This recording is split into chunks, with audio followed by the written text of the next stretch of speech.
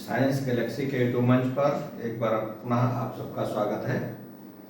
आज हम लोग देखेंगे इंटरमीडिएट फिजिक्स विषय, और फिजिक्स विषय में आज का हमारा टॉपिक रहेगा। आज का हमारा टॉपिक है सेमीकंडक्टर्स क्या होते हैं और किस प्रकार से कार्य करते हैं, पीएन संधि क्या होती है, इस संबंध में हम लोग सीखेंगे। ठीक है, ये चैप्टर बहुत इंपॉर्टेंट चैप्टर है और इसमें से बोर्ड परीक्षाओं में अक्सर करके क्वेश्चन नंबर 6, 7, 8 यानी उधर के जो लास्ट क्वेश्चंस होते हैं 5 नंबर के जनरली वहां से पूछ लिया जाता है, और कभी कभी क्वेश्चन नंबर 4 और 5 में भी कोई छोटा वहां से प्रश्न ले लिया जाता है। तो मान करके चले हम कभी कभी तो 5 नंबर में या 6 नंबर तक भी इस टॉपिक से पूछ लिया जाता है। तो टॉपिक बहुत आसान होने वाला है, बहुत अच्छा सा समझ में आएगा आपको, और इसको हमें किसी भी तरीके से मिस नहीं करना है। जो भी इसके खास पॉइंट्स हैं उन सारे पॉइंट्स पर हम चर्चा करेंगे जो महत्वपूर्ण पूछे जाने वाले हैं बोर्ड परीक्षाओं में, और उसको हम लोग भली भांति उसका रिवीजन कर लेंगे। तो निश्चित रूप से ये हमको 5 से 6 नंबर तक के जो बोर्ड परीक्षाओं में पूछा आता है वो निश्चित रूप से हमें तैयार हो जाएगा। तो चलिए सीधे चलते हैं हम लोग अपने टॉपिक पर। सेमीकंडक्टर्स क्या होते हैं? तो वास्तव में सेमीकंडक्टर्स की जो परिभाषा है वो ये है कि ये सुचालक और कुचालक के बीच का पदार्थ होता है। क्या होता है इसको हम अभी समझते हैं, आगे बढ़ते हैं। देखिए, सबसे पहले हम इस बात को समझ लें कि चालन होता कैसे है, वैद्युत चलन कैसे होता है। तो वास्तव में है क्या कि जो हमारे पास जो भी संयोजी कोष होता है, यानी जो वैलेंसी कोष होता है, मान लिया ये किसी भी तत्व का, किसी भी पदार्थ का मान लिया वैलेंसी कोष है या संयोजी कोष है, ठीक है। और संयोजी कोष के बाद में हम ये कह सकते हैं कि यहां पर हमारे पास जिसमें से इलेक्ट्रॉन उत्सर्जित होते हैं या जहां इलेक्ट्रॉन पहुंचते हैं उसको हम बोल सकते हैं चालन बैंड। क्या बोल सकते हैं? चालन बैंड। तो इस एक को हम संयोजी बैंड कह सकते हैं, जिसमें हमारे लास्ट वाले इलेक्ट्रॉन रहते हैं, किसी भी परमाणु के अंतिम इलेक्ट्रॉन रहते हैं, बाहरी कक्षा वाले इलेक्ट्रॉन। और फिर इसके बाद में ये चालन बैंड होता है, ठीक है।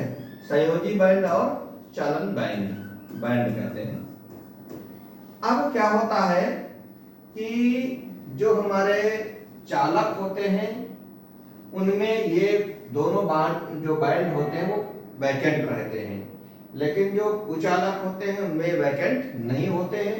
और दूसरी बात यह है कि जो कुचालक होते हैं या अचालक होते हैं उनके बीच में यह गैप ज्यादा होता है। जब ये गैप ज्यादा होता है तो यहां से कोई भी अगर हम वैद्युत क्षेत्र लगाएंगे तो उस वैद्युत क्षेत्र के लगाने से इलेक्ट्रॉन चालन बैंड में नहीं पहुंच पाते हैं, और जब चालन बैंड में नहीं पहुंच पाएंगे तो हमको कोई करंट नहीं मिल पाती है। तो ये गैप ज्यादा होता है किसके बीच में? अचालकों के बीच में। और जो सुचालक होते हैं उनमें यह गैप काफी कम होता है, इन दोनों के बीच का गैप काफी कम होता है। और जरा सा भी हम अगर वैद्युत क्षेत्र लगाते हैं तो इस संयोजी बैंड से इलेक्ट्रॉन किसमें पहुंच जाते हैं? चालन बैंड में पहुंच जाते हैं। और जो चालन बैंड में जितने ही अधिक इलेक्ट्रॉन होंगे उतना ही वो अच्छा चालक माना जाता है।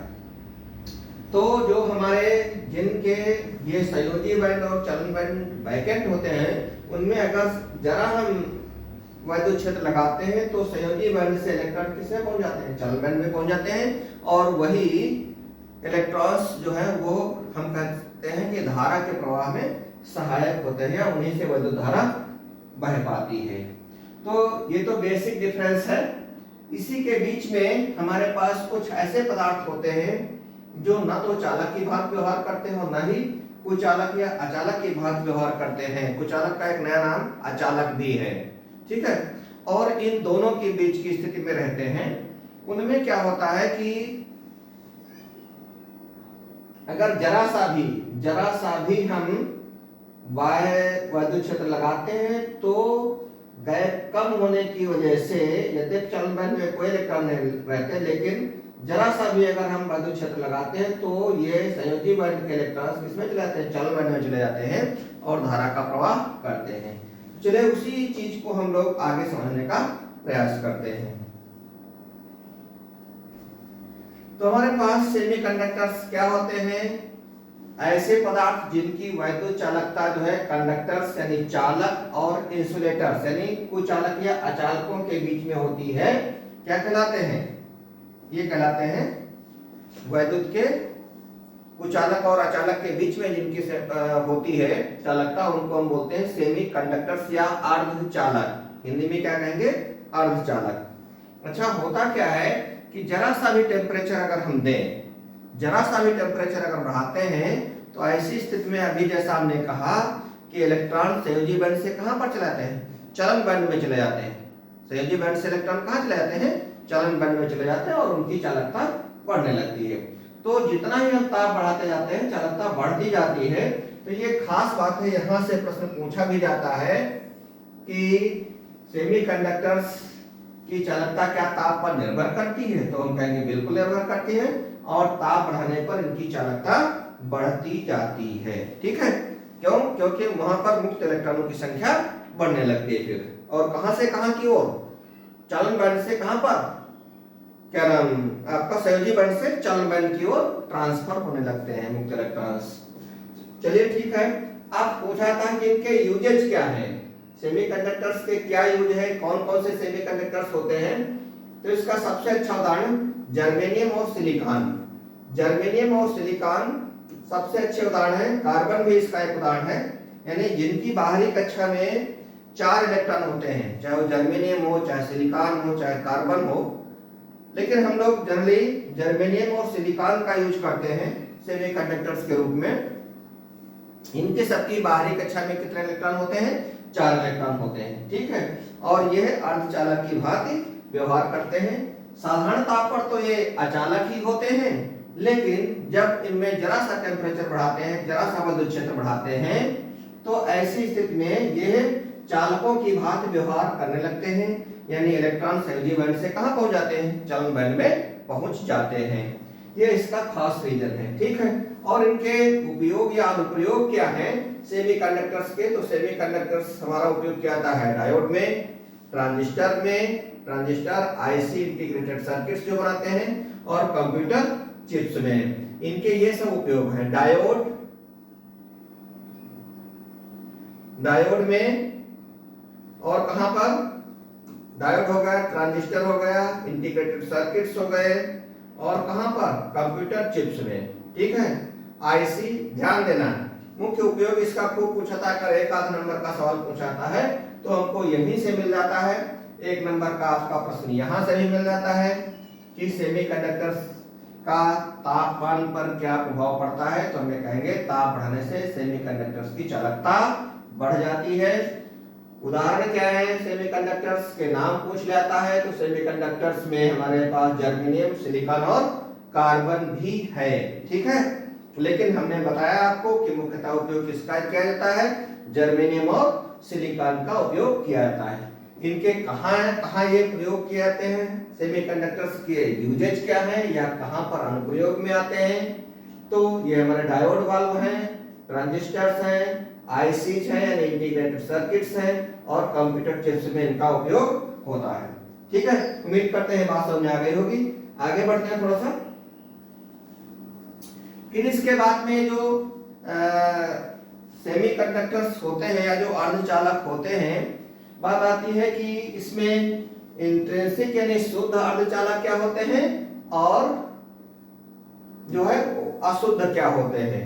तो शुद्ध अर्धचालक जब जर्मेनियम और सिलिकॉन में कोई इंप्योरिटी ना मिलाई जाए, जब जर्मेनियम और सिलिकॉन में कोई इंप्योरिटी ना मिलाई जाए, यानी बिना किसी अशुद्ध के जो सेमीकंडक्टर्स होते हैं उनको हम क्या कहते हैं, शुद्ध सेमीकंडक्टर्स कहते हैं।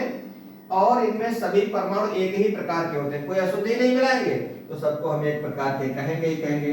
हमने अभी बताया कि जर्मेनियम, सिलिकॉन और कार्बन, इनकी सबकी बाहरी कक्षा में कितने इलेक्ट्रॉन होते हैं, तो हम क्या बताएंगे, इनके सबकी बाहरी कक्षा में क्या होते हैं, 4 इलेक्ट्रॉन होते हैं। और वास्तव में जो भी ये होते हैं, अगर हम परम शून्यता जिसको हम 0 केल्विन, परम शून्यता या 0 केल्विन, ठीक, ये परम शून्य लिखा हुआ, क्या, परम शून्य, परम शून्यता यानी 0 केल्विन पर ये पूर्णतः अचालक की भांति या इंसुलेटर की भांति व्यवहार करते हैं, किंतु अगर इनका हम ताप बढ़ाएं तो इनकी चालकता बढ़ने लगती है। वही बात यहाँ पर लिखी गई कि कमरे के ताप पर कुछ इलेक्ट्रॉन मुक्त होते हैं और ये मुक्त होकर के कहां से चले जाएंगे, संयोजी बैंड से कहां चले जाएंगे, फिर चालन बैंड में पहुंच जाएंगे। ठीक, तो उम्मीद करते हैं ये बात भी समझ में आ गई होगी। अब अगर इनमें कोई हम इम्प्योरिटी मिला देंगे, कोई भी इम्प्योरिटी मिला देंगे तो हमारे क्या कहलाएंगे, अशुद्ध सेमीकंडक्टर्स कहलाएंगे, या इंग्लिश में कहते हैं एक्सट्रिंसिक या अशुद्ध सेमीकंडक्टर्स। ठीक है, अर्धचालक, सेमीकंडक्टर्स मींस अर्धचालक। तो हम जब शुद्ध जर्मेनियम अथवा सिलिकॉन में या शुद्ध सेमीकंडक्टर में कोई अशुद्ध मिला देते हैं, कोई भी अशुद्ध मिला देते हैं, अन्य तत्वों की अशुद्ध मिला देते हैं, तो जो सेमीकंडक्टर्स बनते हैं उनको हम क्या कहते हैं, अशुद्ध अर्धचालक या बाह्य अर्धचालक। ठीक है, और पहले वाले को, शुद्ध वाले को एक और नाम से जानते हैं, निज अर्धचालक। क्या बोलते हैं, निज अर्धचालक। और जो अशुद्ध वाले होते हैं उनको हम बाह्य अर्धचालक भी कहते हैं, दूसरा नाम भी आप ध्यान रखेंगे। इसमें क्या करते हैं, बहुत कम मात्रा में मिलाए जाते हैं, लगभग देखिए अन्य तत्व जो मिलाते हैं वो 10 की घात 6 परमाणु में से कहीं एक परमाणु ही हम अशुद्ध का मिलाते हैं। जैसे मान लिया अगर हमने जर्मेनियम में मिलाना चाहा किसी अन्य पदार्थ को, तो उसके 10 की घात 6 परमाणु में केवल एक परमाणु अगर हम अशुद्ध का मिला देंगे तो भी वो अच्छा काम करने लगता है, अच्छा कंडक्टर बन जाता है। तो ये संख्या जो आप नोट कर लीजिए कि 10 की घात 6 परमाणुओं में से केवल एक परमाणु ही हम अशुद्धि का मिलाते हैं। ठीक है, और ये जो सेमीकंडक्टर्स हमारे बनते हैं जब हम इम्प्योरिटी मिलाते हैं, तो ये 2 प्रकार के होते हैं, एक होता है एन टाइप का और दूसरा होता है पी टाइप का। एन टाइप में इलेक्ट्रॉन्स होते हैं आवेशवाहक, और ये एन टाइप को हम डोनर डोपिंग भी कहते हैं, डोनर डोपिंग। और पी टाइप को हम एक्सेप्टर डोपिंग, डोपिंग माने अलग से जो चीज मिलाई जा रही है, ठीक है, एक्सेप्टर डोपिंग। तो ये 2 शब्दों को हम ध्यान रखेंगे। एन टाइप में क्या होते हैं, डोनर्स होते हैं, और पी टाइप में क्या होते हैं, एक्सेप्टर्स होते हैं। ठीक है, तो सेमीकंडक्टर्स में जब हम निज अर्धचालकों में जब हम कोई इम्प्योरिटी मिला देते हैं तो क्या बन जाते हैं, बाह्य अर्धचालक बन जाते हैं, या एक्सट्रिंसिक या अशुद्ध सेमीकंडक्टर्स बनते हैं। और ये क्या होता है कि हमारे जो शुद्ध अर्धचालक है जर्मेनियम सिलिकॉन, इनमें कोई अपद्रव्य मिलाते हैं। कितना मिलाते हैं, 10 की घात 6 परमाणु में से कोई एक परमाणु ही मिलाते हैं। अब कौन से मिलाए जाते हैं इस बात को हम लोग देखेंगे। इसमें क्या होता है कि हम अधिक संयोजकता वाला और कम संयोजकता वाला दोनों प्रकार के मिलाते हैं। अब अगर हम इन्हीं निज अर्धचालकों में उससे अधिक संयोजकता वाला, जैसे सिलिकॉन की हमने कितना बताया, 4 होती है, जर्मेनियम की कितनी होती, 4 होती, उससे अधिक यानी 5 वैलेंसी वाला कोई जो है तत्व, जैसे फास्फोरस है, आर्सेनिक है, एंटीमनी भी आता है, इसमें क्या आता है, एंटीमनी, फास्फोरस, आर्सेनिक और एंटीमनी को अगर मिला देते हैं, ठीक है, फास्फोरस, आर्सेनिक और एंटीमनी, एंटीमनी का एस भी होता, ठीक है, इसको मिलाते हैं, डोप करते हैं या मिलाते हैं या पोर करते हैं, तो फिर ऐसे जो सेमीकंडक्टर्स हैं वो क्या कहलाते हैं, एन टाइप अर्धचालक कहलाते हैं। उदाहरण के रूप में हमने लिखा है फास्फोरस है, आर्सेनिक है और एंटीमनी, हमने एक और नाम बताया एंटीमनी या एसपी। ठीक है, जिसमें आवेश वाहक क्या होते हैं, इलेक्ट्रॉन्स होते हैं, जो मेजॉरिटी इनकी होती है इलेक्ट्रॉनों की होती है और माइनॉरिटी किसकी होती है, होल्स की माइनॉरिटी होती है। ठीक है, अब देखिए कैसे होता है, यहां पर समझिए। जैसे मान लिया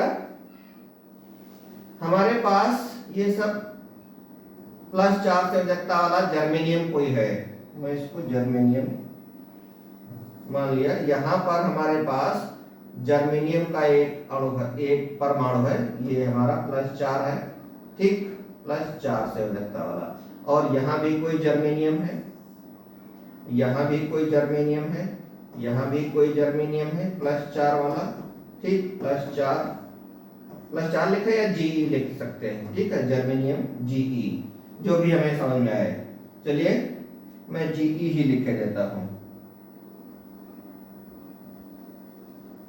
जीई लिख देता हूं, ठीक है, ज्यादा अच्छा समझ में आ जाएगा आपका।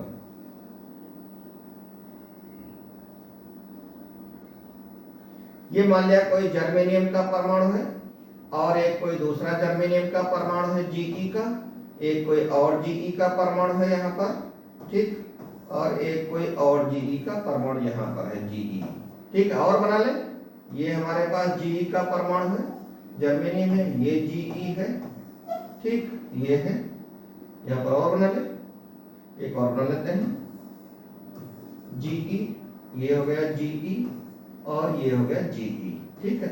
ये सब जर्मेनियम परमाणु हैं। इनकी बाहरी कक्षा में कितने कितने इलेक्ट्रॉन हैं, तो आपको पता है जर्मेनियम में कितने बाहरी कक्षा में इलेक्ट्रॉन होते हैं, 4 इलेक्ट्रॉन, ठीक है। कितने इलेक्ट्रॉन होते हैं, 4। तो एक जर्मेनियम का हमने दिखा दिया, एक यहाँ दिखा दिया, एक यहाँ दिखा दिया और एक यहाँ दिखा दिया, ठीक है। और अगले जर्मेनियम के भी मैं दिखा दूं, थोड़ा सा दूसरे कलर से दिखा दूं तो आपकी समझ में आ जाएगा।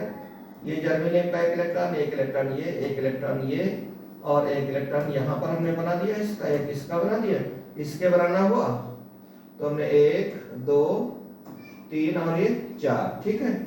अगले जर्मेनियम के हमने मान लिया बना दिए। चलिए यहाँ पर दूसरे कलर से बना दो, ये जर्मेनियम, ये जर्मेनियम, ये जर्मेनियम का इलेक्ट्रॉन और ये जर्मेनियम का इलेक्ट्रॉन है, ठीक है। यहाँ पर उसी किसी दूसरे कलर से बनाया जाता हूँ, 1 2 3 और ये 4, ठीक है। यहाँ पर हो गया, अगला भी बना देते हैं। चलिए मैं यहाँ पर ले लेता हूँ, इसका एक इलेक्ट्रॉन, इसका एक इलेक्ट्रॉन, ये, यानी कुल मिलाकर के जर्मेनियम की बाहरी कक्षा के 4 इलेक्ट्रॉन हमने दिखा दिए सब जगह। इधर भी बना लें जल्दी से, यहाँ पर हमने चलिए पिंक कलर से कर दिया और यहाँ पर हम कोई दूसरा कलर चूज कर लेते हैं तो थोड़ा सा समझना आसान हो जाएगा। चलिए मैं यहाँ पर कलर बदले देता हूँ, ये हो गया जर्मेनियम के 4 इलेक्ट्रॉन्स, ठीक। अच्छी तरीके से समझना है इसको, एक बार समझ में आ जाएगा तो फिर भूलेगा नहीं, कभी नहीं भूलेगा, कभी नहीं भूलेगा। ये है जर्मेनियम के परमाणु, ये अभी निज अर्धचालक थे। सबकी संयोजकता कितनी होनी चाहिए, 8 होनी चाहिए। तो क्या होगा कि यहां से ये जर्मेनियम जो है एक साधा इसका कर लेगा, एक साधा कर लेगा इससे, एक साधा इससे हो जाएगा, एक साधा इधर वाले अगले वाले जर्मेनियम से हो जाएगा, इसका साधा अगले वाले से हो जाएगा।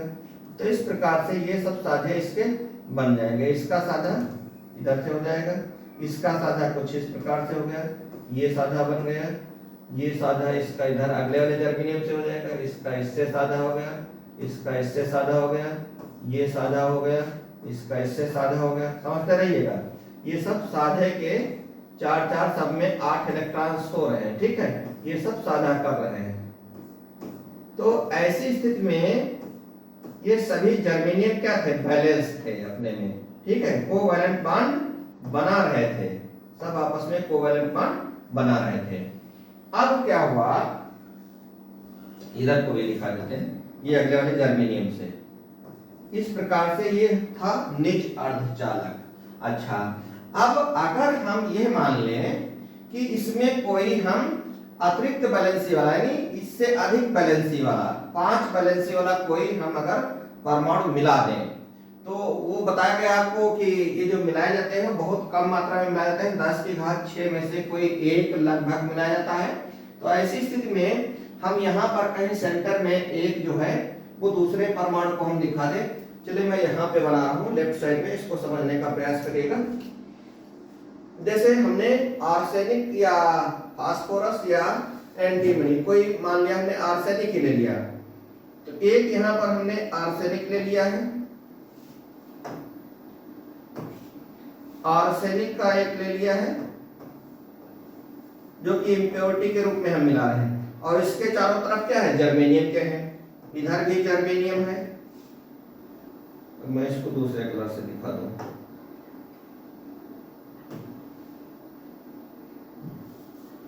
इधर भी जर्मेनियम है, इधर भी जर्मेनियम है, और ये जर्मेनियम है, ये जर्मेनियम है, और इधर भी और एक जर्मेनियम दिखा दे, यहाँ जर्मेनियम है, यहाँ जर्मेनियम है। ठीक, ये सब जर्मेनियम के परमाणु हैं, और एक इम्प्योरिटी के रूप में यहाँ पर क्या मिला दिया गया है, आर्सेनिक मिला दिया गया है। इधर भी जर्मेनियम ही है, ठीक, यहाँ पर भी जर्मेनियम ही है। अब आप इसको समझने का प्रयास करिएगा, यहाँ भी जर्मेनियम ही है, यहाँ भी जर्मेनियम ही है, ठीक है। ये एक इम्प्योरिटी मिलाई गई है, इसमें कितनी, इसके बाहरी कक्षा में कितने इलेक्ट्रॉन्स हैं, तो हम क्या बताएंगे, इसमें है 5 इलेक्ट्रॉन्स। कितने हैं, 5 इलेक्ट्रॉन्स हैं। चलिए उनके इलेक्ट्रॉन्स को मैं यहाँ पे दिखा रहा हूँ। एक तो ये हो गया इलेक्ट्रॉन, एक इलेक्ट्रॉन हो गया, एक इलेक्ट्रॉन हो गया, एक इलेक्ट्रॉन हो गया, और एक और इलेक्ट्रॉन हो गया, ठीक है, 5 इलेक्ट्रॉन थे।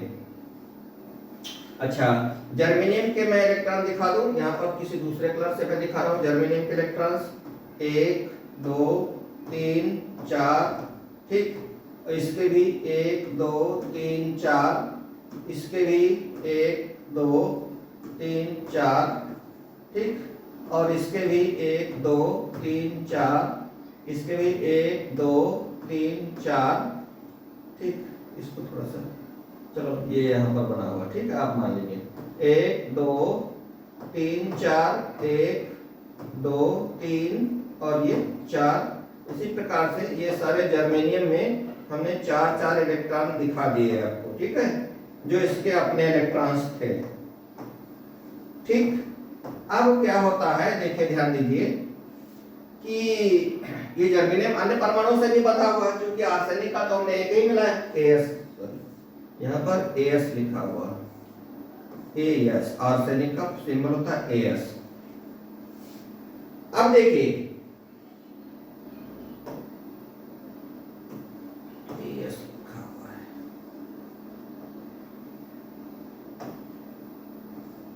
AS। यहां पर देखिए कि आर्सेनिक जो है इससे जुड़ जाएगा, ये इससे जुड़ जाएगा, ये इससे जुड़ जाएगा, ये इससे जुड़ जाएगा, ठीक, और बाकी तो सब जर्मेनियम आपस में जुड़े ही थे। अब देखिए क्या स्थिति बनती है, ये मान लिया ऐसे जुड़ा था, ये ऐसे जुड़ा था, ये ऐसे जुड़ा था, ये ऐसे जुड़ गया, ठीक, ये जुड़ गया, ये जुड़ गया, ये तो जुड़ा ही था पहले से, समझ लो ये ऑलरेडी जुड़े ही है, ठीक। हमने इम्प्योरिटी मिलाया तो देखिए क्या स्थिति बनती है, ये तो सब जुड़े थे आपस में, ठीक, ये सब आपस में जुड़े हुए थे इस प्रकार से, जैसे वहां पर हमने दिखाया। अब क्या हुआ कि देखिए एक यहाँ पर जो आर्सेनिक का एक इलेक्ट्रॉन था, उसको साझा करने के लिए कोई इलेक्ट्रॉन नहीं मिला, इसको साझा करने के लिए कोई इलेक्ट्रॉन नहीं मिल रहा है, तो इलेक्ट्रॉन जो है ये विचरण करता रहेगा इसी क्रिस्टल में। और इसी प्रकार से अगर मान लिया इस प्रकार से आर्सेनिक के कई परमाणु इसमें क्रिस्टल में मिलाए गए हों, तो वो इलेक्ट्रॉन्स जो हैं वो क्या करेंगे, स्वतंत्र हो जाते हैं, उसमें अपने क्रिस्टल में चलने के लिए स्वतंत्र हो जाते हैं, उनको साझे के लिए कोई इलेक्ट्रॉन्स नहीं मिल पाते हैं, ठीक है। तो यही केस है इसमें कि मेजॉरिटी कैरियर्स क्या होते हैं, इलेक्ट्रॉन्स होते हैं, और माइनॉरिटी कैरियर्स क्या होते हैं, होल्स होते हैं, ठीक है। तो चलिए ये बात आपकी समझ में आ गई होगी, उम्मीद करते हैं बात समझ में आ गई होगी। अब ये जो अतिरिक्त इलेक्ट्रॉन है जो कि हमारा मेजॉरिटी कैरियर्स कहलाएंगे, यही आवेश वाहक का कार्य करते हैं, और चूंकि ये इलेक्ट्रॉन्स होते हैं जिन पर नेगेटिव चार्ज होता है, नेगेटिव के लिए इसको हम N means negative type, N means negative type के सेमीकंडक्टर्स कहते हैं। अच्छा, एक बात और है कि जितने आवेश वाहक होते हैं उसमें उतने ही जो है वो आयन भी पाए जाते हैं, विपरीत आवेश वाले, ठीक है। यानी इसमें अगर इलेक्ट्रॉन्स होंगे तो उतने ही धन आयन पाए जाएंगे इस क्रिस्टल में, क्योंकि पूरा क्रिस्टल क्या होता है, वैद्युत उदासीन होता है। अच्छा, ये बात आपकी समझ में आ गई होगी कि एन टाइप में क्या काम करते हैं कि उससे अधिक संयोजकता वाला कोई जब हम अपद्रव्य मिला देते हैं तो उसके 4 संयोजी इलेक्ट्रॉन तो जो है वो जर्मेनियम से संतुष्ट हो जाते हैं और 5वां इलेक्ट्रॉन स्वतंत्र रह जाता है, जो कि क्रिस्टल में चलने के लिए स्वतंत्र होता है, जो कि मेजॉरिटी आवेश वाहक का कार्य करता है। ठीक है, उम्मीद करते हैं बात समझ में आ गई होगी। चाहे तो आप स्क्रीनशॉट ले लीजिए इसका, अदरवाइज इसको पॉज करके देखिएगा। ठीक है, मैं आगे बढ़ता हूँ। अब है पी टाइप। पी टाइप अर्धचालक क्या होते हैं? जब हम निज अर्धचालक में, यानी जो हमारा शुद्ध अवस्था में जो अर्धचालक है जर्मेनियम या सिलिकॉन, जब जर्मेनियम या सिलिकॉन में उससे कम संयोजकता वाला, उससे एक कम संयोजकता वाला, जर्मेनियम और सिलिकॉन और कार्बन की संयोजकता कितनी होती है? 4 होती है। उससे कम वाला कोई पदार्थ मिला देते हैं, जैसे चाहे वो हम बोरान मिलाएं या इंडियम मिलाएं या फिर हम एल्युमिनियम भी मिला सकते हैं, कम संयोजकता वाला कोई पदार्थ मिलाते हैं, तो देखिए क्या स्थिति बनती है। उस केस में जो मेजॉरिटी कैरियर्स होते हैं वो होल्स होते हैं और माइनॉरिटी कैरियर्स इलेक्ट्रॉन्स होते हैं। चलिए इस बात को भी समझ लेते हैं। अभी हमने जो इसके पीछे जो हमने फिगर दिखाया था, इसको हम पुनः मैं आपको जरा रिपीट कर दूं।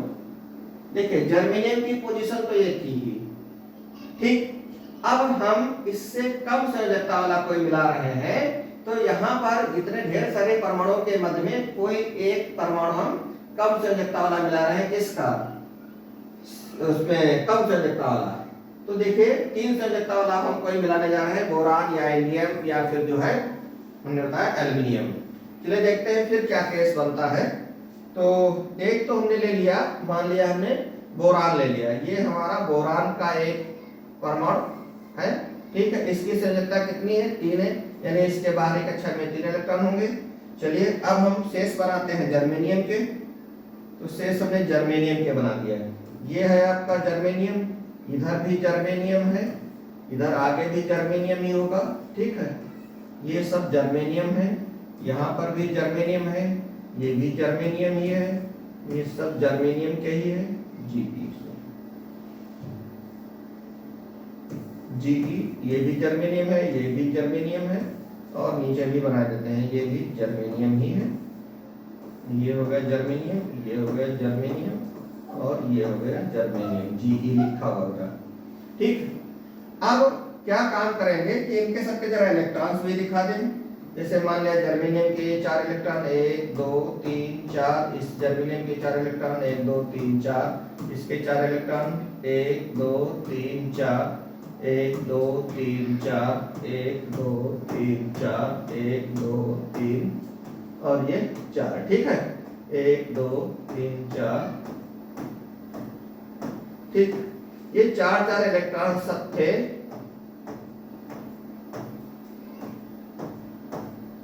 ठीक। ये तो हो गए। अब देखिए बोरान के पास कितने इलेक्ट्रॉन थे? कम संयोजकता वाला है, इसलिए इसके पास कम ही इलेक्ट्रॉन्स होंगे। 1 इलेक्ट्रॉन ये हो गया, 1 इलेक्ट्रॉन ये हो गया, ठीक, और 1 इलेक्ट्रॉन ये हो गया, और यहाँ पर तो कोई इलेक्ट्रॉन है नहीं, ठीक है। यहाँ पर एक होल बचेगा। चलिए इसको इलेक्ट्रॉन को मैं इधर दिखाई देता हूँ, इसको ये इलेक्ट्रॉन था और इधर जो है अभी इलेक्ट्रॉन नहीं है, इसलिए हमने इसको दूसरे ढंग से दिखा दिया, ये गैप हमने छोड़ दिया है बीच में, ठीक है। अब क्या होगा कि ये तो सब साझे से जुड़े ही थे,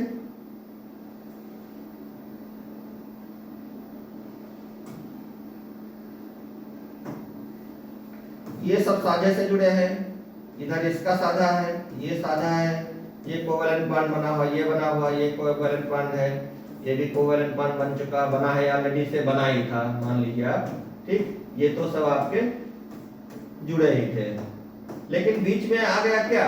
बीच में आ गया हमारे पास बोरान। अब देखिए बोरान की क्या स्थिति बनती है, बोरान की स्थिति को हम समझेंगे, ठीक है। ये बिल्कुल वैसे ही है, हमने जल्दी से इसको बना दिया, समय न लगे ज्यादा, ठीक। ये सब कोवेलेंट बॉन्ड बना रखे थे पहले से ऑलरेडी, ठीक। अब जरा इसको समझिए कि ये जो बोरान है इसके बाहरी कक्षा में 3 इलेक्ट्रॉन है, तो एक इससे साझा हो जाएगा, एक इससे साझा हो जाएगा, ठीक। और यहाँ पर एक ये साझा बन जाएगा, यहाँ पर एक ये साझा बन जाएगा। अब इधर वाला जो जर्मेनियम परमाणु रहा, इस जर्मेनियम परमाणु को साझे के लिए यहाँ पर इलेक्ट्रॉन मिला ही नहीं। ठीक, इस जर्मेनियम परमाणु को साझे के लिए इलेक्ट्रॉन नहीं मिला, यहाँ गैप हो गया। अब जब गैप हो गया तो इस गैप को भरने के लिए क्या हुआ, यहां से दूसरे जर्मेनियम परमाणु से एक इलेक्ट्रॉन यहां शिफ्ट हो गया। अब मान लें कि वहां से एक इलेक्ट्रॉन जो है ये इस प्रकार से आकर के शिफ्ट हो गया, यहां आकर के शिफ्ट हो गया एक इलेक्ट्रॉन किसी पड़ोसी से, इसी पड़ोसी से मान लेते हैं। अब जब इस पड़ोसी से एक इलेक्ट्रॉन शिफ्ट हो गया तो फिर उस केस में क्या रहेगा कि ये तो बॉन्ड बन जाएगा, लेकिन ये जो कोटर था यानी जो गैप था वो यहां से उठ करके अब कहां चलाएगा, यहां पर चलाएगा, यहां पर एक गैप बन जाएगा। तो इस प्रकार से ये जो गैप है, अब जब यहां पर गैप बनेगा तो अगली जगह से आ जाएगा इलेक्ट्रॉन और ये अगली जगह पहुंच जाएगा। तो जो गैप है, यह गैप जो है वो इस पूरे क्रिस्टल में चलने के लिए स्वतंत्र हो जाता है। इसी होल को जो हम कहते हैं एक होल रह जाता है, इस होल को हम कहते हैं धन आवेश, यानी एक इलेक्ट्रॉन की कमी रह जाती है तो हमें मानते हैं कि एक धनावेश बढ़ जाता है और वो धनावेश इस पूरे क्रिस्टल में चलने के लिए स्वतंत्र हो जाता है। क्यों स्वतंत्र हो जाता है, वो दूसरा इलेक्ट्रॉन यहाँ आकर के उसका स्थान ग्रहण करता है और उसको बाहर निकालता रहता है। तो ये स्थिति बनती है, इस स्थिति को हम कहते हैं पी टाइप अर्धचालक। ठीक, और इसमें मेजॉरिटी कैरियर्स यही होते हैं, होल्स होते हैं। होल्स को हम धनावेश भी कह सकते हैं, तो धनावेशित आयंस होते हैं, उतने ही हम कह सकते हैं मेजॉरिटी वाले। ठीक, तो ये हमारे पास होल्स रह जाते हैं। हमने आपको होल अच्छी तरीके से समझाया। बोरान की संयोजकता 3 है, इसलिए 3 ही जर्मेनियम परमाणु से मिलेगा और चौथा जर्मेनियम परमाणु इससे नहीं मिल पाता। उस केस में क्या होता है कि अगले जर्मेनियम परमाणु से एक इलेक्ट्रॉन इधर आ जाता है और वहां पर होल हो जाता है, फिर इसी यही क्रम चलता रहता है। इसलिए ये होल जो है वो पूरे इस क्रिस्टल में चलने के लिए स्वतंत्र हो जाता है, जो कि मेजॉरिटी आवेश वाहक होगा। एक इलेक्ट्रॉन की कमी होती है इस केस में। ठीक है, आवेश वाहक क्या होंगे, होल्स होंगे। चलिए, उम्मीद करते हैं बात समझ में आ गई होगी। आगे बढ़ते हैं। फिर है पीएन जंक्शन क्या है। पीएन जंक्शन क्या है, पीएन संधि किसे कहते हैं। जब एक पी टाइप के क्रिस्टल को और एक एन टाइप के क्रिस्टल को विशेष युक्ति द्वारा इस प्रकार से जोड़ते हैं कि उन दोनों सतहों के बीच में बिल्कुल कोई गैप ना रहे, कोई स्थान ना रहे, मेल्ट कर लिया जाए अच्छी तरीके से, तो इस युक्ति को हम क्या कहते हैं, पीएन जंक्शन कहते हैं। ठीक, जब एक पी टाइप के अर्धचालक को या सेमीकंडक्टर को हम कह सकते हैं और दूसरा एन टाइप के सेमीकंडक्टर को एक साथ मेल्ट करके बनाया जाता है, तो इसमें 2 टर्मिनल बनते हैं। इस 2 टर्मिनल वाले उपकरण को हम क्या कहते हैं, पीएन संधि कहते हैं या पीएन जंक्शन कहते हैं। ठीक, अब इस पीएन जंक्शन को आप अच्छी तरीके से समझ लीजिए क्या होता है। ध्यान दीजिए, जैसे मान लिया हमारे पास ये इधर जो है वो पी टाइप वाला कोई क्रिस्टल है। ठीक है, ये हमारे पास कोई पी टाइप वाला क्रिस्टल है, यानी पी अर्धचालक है, पी अर्धचालक। ठीक, तो पी अर्धचालक में आवेशवाहक क्या होते हैं, कोटर्स होते हैं। आवेशवाहक क्या होते हैं, कोटर्स होते हैं। अभी आपने देखा था, तो ये हमने मान लिया, बना लिया है कोटर्स। ये कोटर है, एक ये और कोटर है, ये कोटर है। ठीक है, ये कोटर्स के लिए हम ये होल टाइप का बना लेते हैं। ठीक है, ये हमारे कोटर्स हो गए, ये कोटर्स हो गए। पी टाइप में क्या होते हैं, कोटर्स होते हैं, और जितने कोटर्स होते हैं उतनी ही मात्रा में ऋण आयन होते हैं। तो यहाँ पर उतनी ही मात्रा में क्या होंगे, ऋण आयन होंगे। चलिए मैं ऋण आयन को इस तरीके से दिखाई देता हूं। उतनी ही मात्रा में ऋणावेशित आयन होते हैं और कुल मिलाकर के क्या होता है, वैद्युत उदासीन होता है, वैद्युत उदासीन होता है। यहाँ पर ऋण आयन हो गया। ठीक है,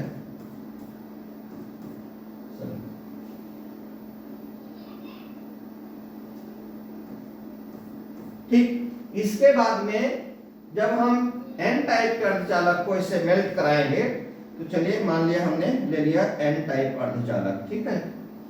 ये हमने एन टाइप का अर्धचालक ले लिया जो कि हम इसी में मेल्ट करा रहे हैं। ये मेल्टिंग पॉइंट है समझ लो। ये है एन टाइप का, एन टाइप अर्धचालक, एन टाइप, ठीक।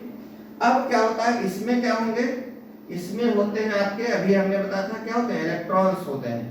क्या होते हैं, इलेक्ट्रॉन्स होते हैं। तो यहां पर हमने इलेक्ट्रॉन्स दिखा दिए, ये इसका इलेक्ट्रॉन है, ये इलेक्ट्रॉन है, ये इलेक्ट्रॉन है, ये इलेक्ट्रॉन, ये इलेक्ट्रॉन, ये इलेक्ट्रॉन है, ठीक। डॉट से हमने लिखा है यहां पर, और ये इलेक्ट्रॉन्स है, ठीक है।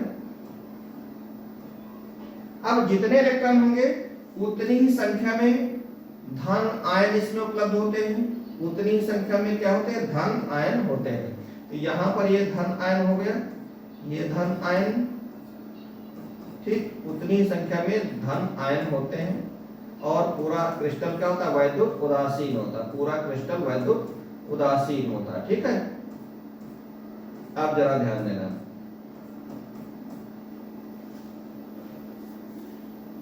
जब ये संधि बनती है तो संधि पर, संधि बनने के जस्ट बाद एक विक्षोभ उत्पन्न होता है, और उस विक्षोभ के कारण यानी जरा सा भी हम अगर बाह्य वैद्युत क्षेत्र लगाते हैं तो हल्का सा इनमें हलचल यानी विक्षोभ उत्पन्न होता है।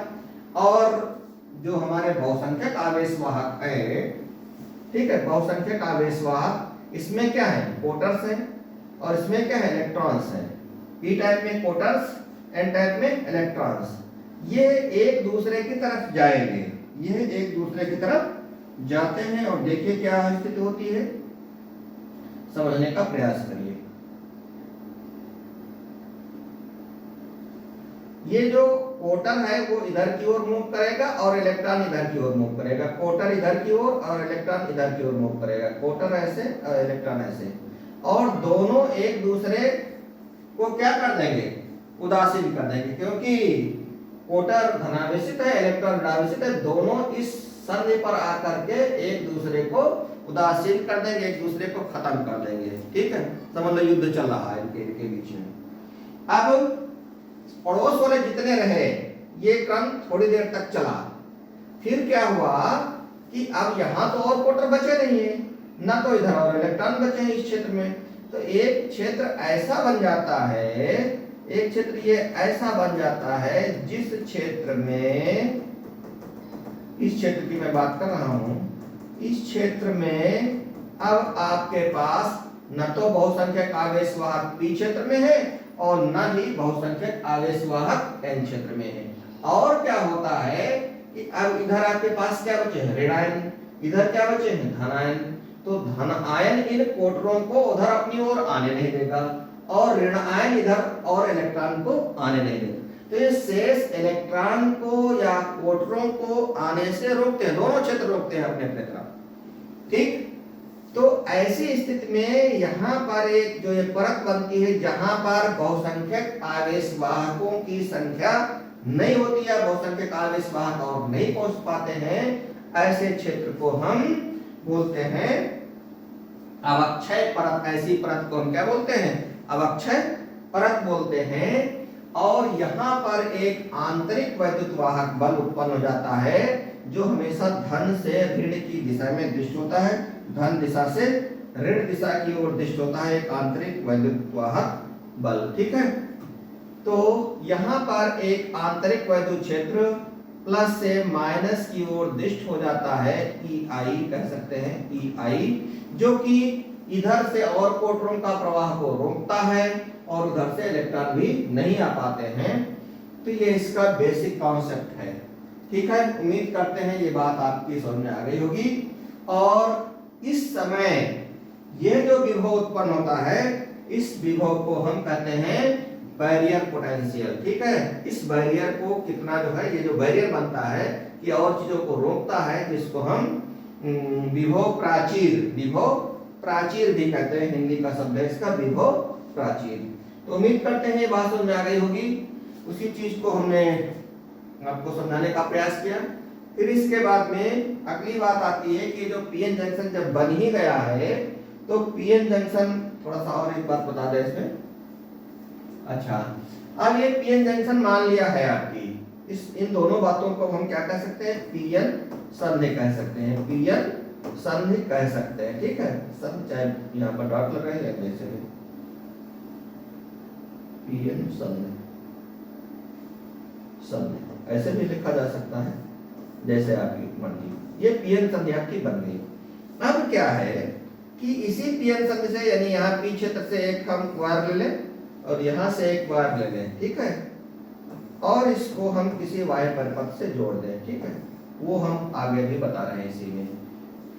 तो चले देखते हैं, ये हमारा सर्किट मान लिया पूरा हो रहा है। कोई मीटर लगा देते हैं, कोई कुंजी लगा देते हैं, हमारे इसी बीच में कोई कुंजी लगा दिए, ठीक है, तो ये हमारा एक सर्किट तैयार हो जाएगा। ये हमारा पीएन संधि डायोड कहलाता है। चलिए आगे देखते हैं, इसी बात को समझते हैं कि फॉरवर्ड बायस क्या होता है। फॉरवर्ड बायस में जब पी क्षेत्र को बैटरी के धन विभव से, यहाँ पर प्लस और एन क्षेत्र को बैटरी के ऋण विभव से जोड़ते हैं, यानी धन टर्मिनल से प्लस टर्मिनल से जब हम पी को जोड़ते हैं और क्यू को जो है, सॉरी एन को जो है वो निगेटिव से जोड़ते हैं, निगेटिव टर्मिनल से जोड़ते हैं, तो ऐसी स्थिति में जो हमारा पीएन संधि बनेगी उसको हम फॉरवर्ड बायस में कहते हैं। फॉरवर्ड बायस में पोटेंशियल, जो बैरियर पोटेंशियल होता है वो कम होता है और करंट अधिक बहती है। देखिए इस बात को फिर से यहाँ पर समझिए।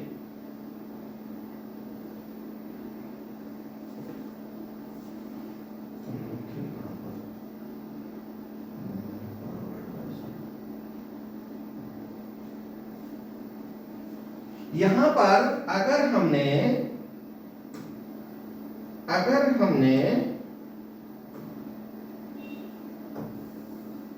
इसको धन से जोड़ दिया है, ये हमारा पॉजिटिव है, ये नेगेटिव है, पॉजिटिव टर्मिनल पी को, ये पी है और ये एन है, ठीक। अगर हमने पी को पॉजिटिव से जोड़ दिया है तो ये कहलाएगा फॉरवर्ड बायस में, और अगर इसको हम उल्टा क्रम में कर दें, यानी एन को पॉजिटिव कर दें और पी को नेगेटिव कर दें, तो ये कहलाएगा रिवर्स बायस। वही चीज यहाँ आपको बताई गई है अगले पेज पर कि पॉजिटिव यानी फॉरवर्ड बायस क्या होता है, जब हम पी को बैटरी के धन सिरे से यानी धन टर्मिनल से और एन को नेगेटिव टर्मिनल से जोड़ देते हैं, तो ऐसी स्थिति में क्या होता है, खास पॉइंट ये है कि पोटेंशियल बैरियर कम हो जाता है और करंट अधिक बहती है। इस पर हम आगे चार्ट देखते हैं। और फिर इसी प्रकार से रिवर्स बायस में इसका उल्टा केस हो जाएगा, यहाँ पर ये माइनस रहेगा और ये हो जाएगा प्लस का, ठीक। करंट इसमें बहुत कम बहती है, पोटेंशियल बैरियर पोटेंशियल बढ़ जाता है, पी टाइप को नेगेटिव से और एन टाइप को पॉजिटिव टर्मिनल से जोड़ते हैं, ठीक है। और धारा लगभग ऑफ रहती है, करंट लगभग ऑफ रहती है, बहुत कम, बहुत ही कम करंट बहती है, बिल्कुल नॉमिनल। ये बात समझ आ गई, ठीक है। तो इसके बाद में चार्ज कैरियर्स, यानी इसी के और आगे पूछा जा सकता है कि पी टाइप के क्रिस्टल्स में क्या होता है, एन टाइप के क्रिस्टल्स में क्या होता है, मेजॉरिटी किसकी होती है। तो ये तो हम ऑलरेडी आपको समझा ही चुके हैं। जो आपके मेजॉरिटी कैरियर्स होते हैं वो क्या होते हैं, अधिक संख्या में मौजूद आवेश वाहकों को हम मेजॉरिटी कैरियर्स कहते हैं, और कम संख्या में मौजूद आवेश वाहकों को हम माइनॉरिटी कैरियर्स कहते हैं। एन टाइप में क्या होता है, इलेक्ट्रॉन्स होते हैं मेजॉरिटी में और माइनॉरिटी में होल्स होते हैं, जबकि पी टाइप में होल्स मेजॉरिटी में होते हैं और माइनॉरिटी में क्या होते हैं, इलेक्ट्रॉन्स होते हैं। ये आपको पहले ही बताया जा चुका है, ठीक है। फिर अगला बात आती है कि ये जो पीएन डायोड है या पीएन संधि डायोड है, पीएन संधि डायोड या पीएन डायोड भी कहते हैं, इसके जो है क्या इसके अनुप्रयोग है, क्या एप्लीकेशंस हैं। तो पहली बात तो यह है कि डायोड का काम होता है कि केवल एक ही दिशा में धारा प्रवाहित करने वाला उपकरण होता है, एक बात, यानी डायोड के रूप में, रेक्टिफायर के रूप में, इसको जो है एसी को डीसी में बदलना, वोल्टेज रेगुलेशन में इसका महत्वपूर्ण होता है और करंट रेगुलेशन में महत्वपूर्ण होता है। एलईडी बल्ब जितने भी होते हैं, लाइट इमिटिंग डायोड यानी प्रकाश उत्सर्जन डायोड जो है बनते हैं, जिनका हम उपयोग करते हैं आजकल। देखिए काम से सब एलईडी की झालर्स वगैरह बनाई जाती है और फोटो डायोड में इसका उपयोग होता है। ठीक है, प्रकाश संसूचन में इसका उपयोग होता है। ये एक एक नंबर के कभी कभी छोटे पॉइंट्स भी पूछ लिए जाते हैं। ठीक, तो इसके बाद में हम लोग आते हैं मुख्य बिंदु। समरी क्या है? समरी में हमने देखा कि जर्मेनियम और सिलिकॉन जो है वो अर्धचालक होते हैं। कार्बन को भी हमने बताया कि बाहरी कक्षा में कितने इलेक्ट्रॉन्स होते हैं? 4 इलेक्ट्रॉन्स होते हैं और ताप बढ़ाने पर इनकी चालकता बढ़ जाया करती है। एन टाइप में आवेशवाहक मेजॉरिटी क्या होते हैं? इलेक्ट्रॉन्स होते हैं। और पी टाइप में आवेशवाहक मेजॉरिटी में क्या होते हैं? प्रोटॉन्स होते हैं। ठीक, ये हमने देखा और पीएन जंक्शन को देखा और इसमें अवक्षय परत को देखा, विभव प्राचीर या फिर जो है हम जिसको बोलते हैं पोटेंशियल बैरियर। ठीक है, इन सब चीजों को हमने अच्छी तरीके से समझा। उम्मीद करते हैं कि ये सारी बातें आपकी समझ में आई होंगी। अगर कहीं कोई दिक्कत है तो आप कमेंट करके बताइएगा। और साथ ही साथ इस टॉपिक को मैं एक बार पुनः कहूंगा कि सब लोग बहुत ही ध्यानपूर्वक सुनेंगे। परीक्षाएं निकट है, परीक्षा को ध्यान में रखते हुए इस टॉपिक का चुनाव इस समय किया गया है, क्योंकि एक बार इसमें पढ़ लेंगे तो ये हमेशा के लिए याद रहेगा। और निश्चित रूप से 5 से 6 नंबर तक भी इस टॉपिक से पूछ लिया जाया करता है। आप लोग विधिवत इस टॉपिक को तैयार करें। बहुत बहुत धन्यवाद। शेष बात ये कहना है कि अगर मान लिया आपको टेलीग्राम चैनल पर भी इसका जो है हमारा मैटर उपलब्ध रहेगा तो वहां से आप इसको ले सकते हैं। ठीक है, बहुत बहुत धन्यवाद।